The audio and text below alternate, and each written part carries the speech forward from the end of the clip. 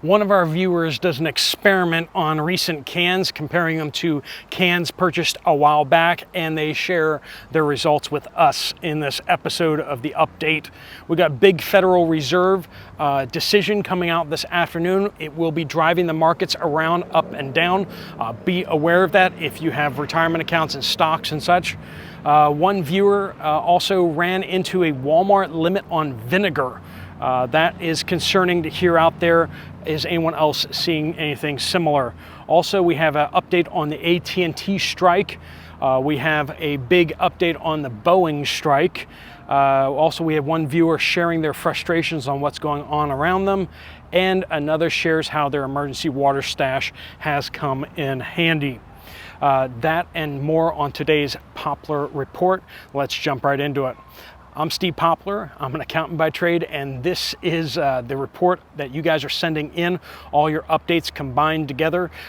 Please do keep sharing them. Make sure you use the word update in your comments on this video or on any video on this channel that gets it to the right place.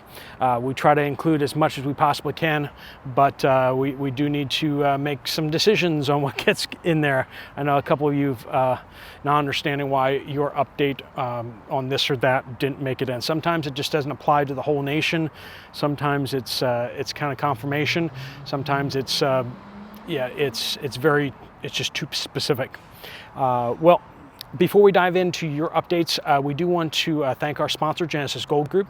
They help people who have retirement accounts to get out of stocks and bonds, which today they're going up and down like crazy. If you want to get into something safer like gold, silver, or platinum, I believe in the long haul it's probably going to do better for you, which is why I partner with Genesis Gold Group. They're a great group of people, and they really just have gotten nothing but rave reviews from you guys.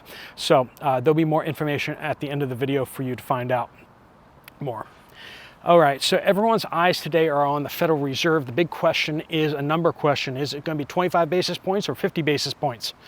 The Federal Reserve is going to start cutting interest rates today. That's pretty much agreed on by everybody. Everybody's agreeing that that's what's going to happen. Jerome Powell, the chairman of the Federal Reserve, seemed to confirm that at Jackson Hole last month. So the question is 0.25% rate cut or 0.5% rate cut? The market really wants a 0.5% rate cut because that will really juice the markets. It's going to provide a lot of adrenaline to the system, so to speak. 0.25 would be a disappointment to the market, but then you have to consider the political implications of this. The 0.25% will be more like them trying to not meddle with the stock market in the election cycle, but they might not get their Kamala Harris or Special K back in office again. So that's concerning to them, but if they do the 0.5, then that may look like they meddled in the election. And so that's something that they have to take into fear, especially if the Don wins. If the Don wins, and it looked like they meddled in the election, some people will probably not have a job anymore. Let's just put it that way. So they do have to look to their jobs, don't they? As bureaucrats, that's exactly the way they're thinking about this, I promise you. Fitch and Moody, two of the credit rating agencies out there, they have warned that they are looking at downgrading Boeing. The strike started on September 7th. Started just this past week. The last strike that Boeing has experienced was back on September 7th, 2008, which kind of makes you kind of start wondering things, right?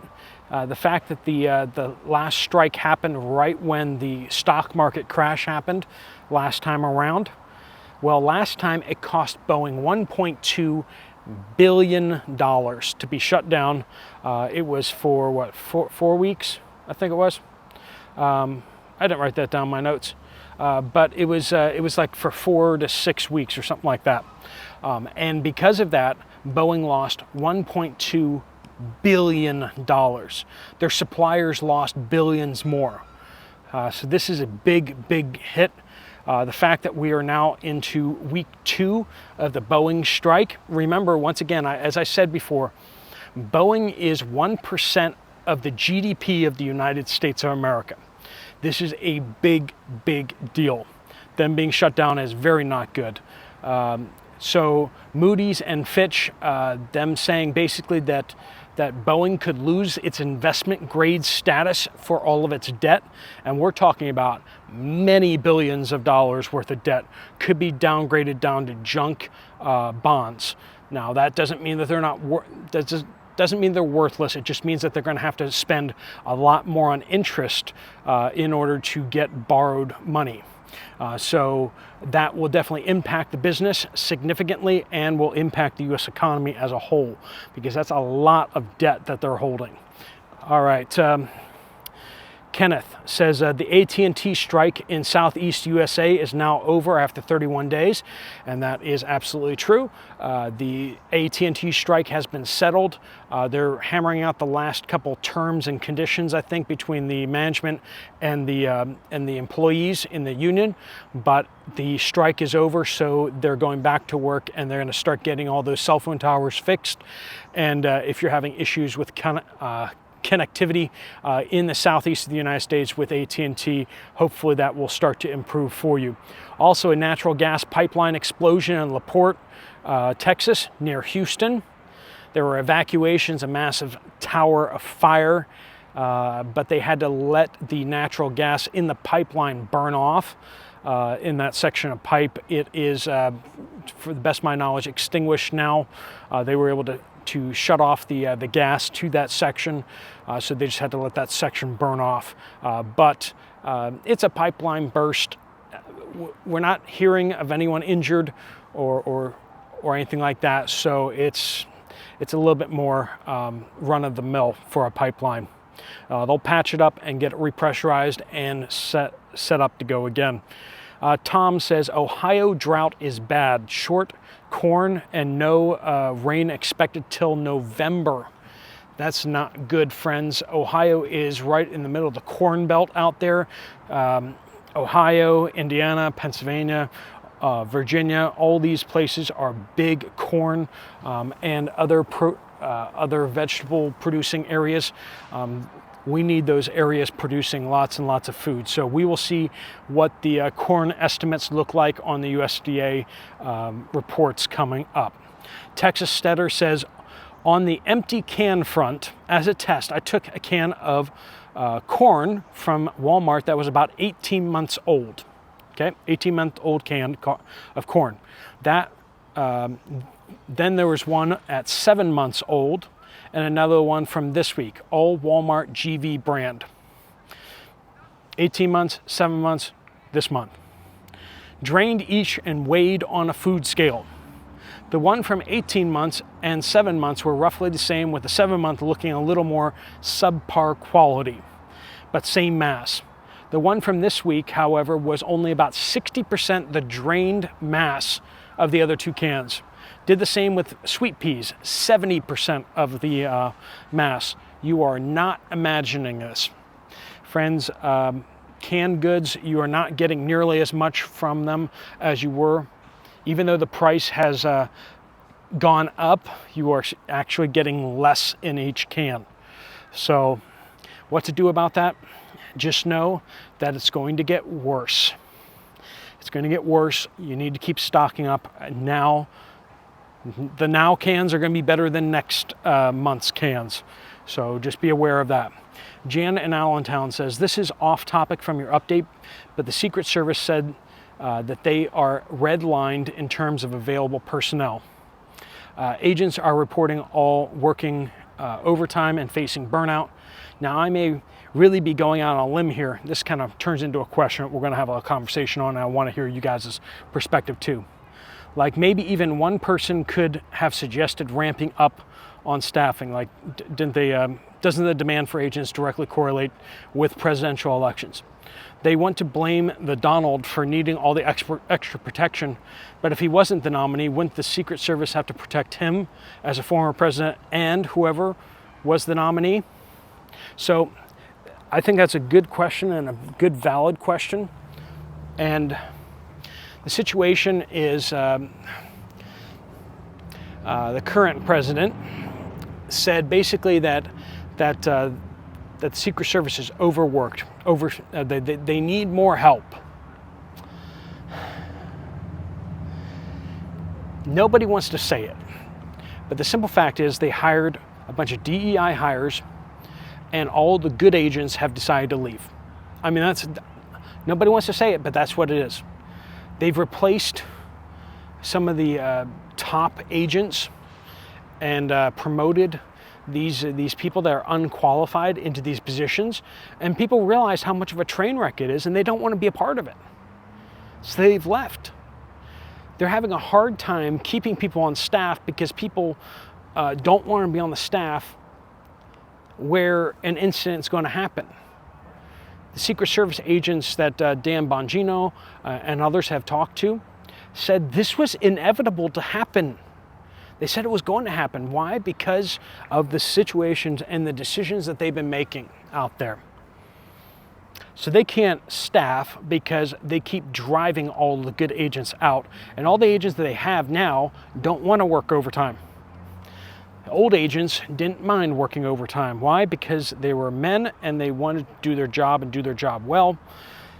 Now, that's less and less the case. All right, Terry in California. You should listen up because she's from California. I'm assuming it's a she or he. They. The meat guys I talk to are telling me that prices are temporarily going down for chicken, but will skyrocket by next summer. I have had 3 different meat guys tell me that chicken was going as high as $25 per pound or pack by 2025, either the summer or by the end of next year. One guy told me that the chicken was being held back. Now they are releasing it to be stocked. I only had him tell me that. Could not confirm through anyone else. Get some canned meats. You don't have to live on the stuff, folks. Just use it to supplement. So, sounds like it's a guy. Sorry. But chicken prices, we're seeing that the stockpile of chicken in the frozen warehouses and such is up. So there's a lot of chicken out there, and so it means that the prices for chicken are probably going to be coming down in the coming weeks. It's going to be an opportunity to buy. Will the prices go back up really, really high? Maybe. But chicken is so much easier to grow than beef. The turnaround time on meat birds is just so short that they can ramp that up and ramp it back very, very quickly.